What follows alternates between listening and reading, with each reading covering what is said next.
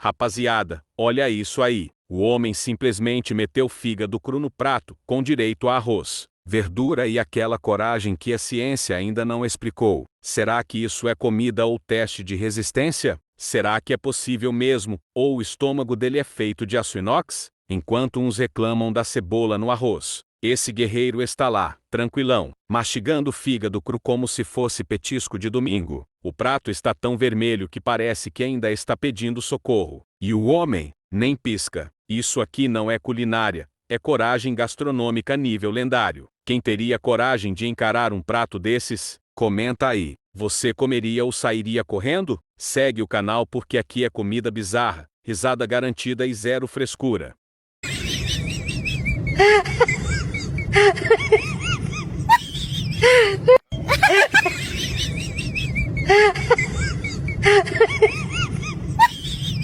Meu Deus do céu.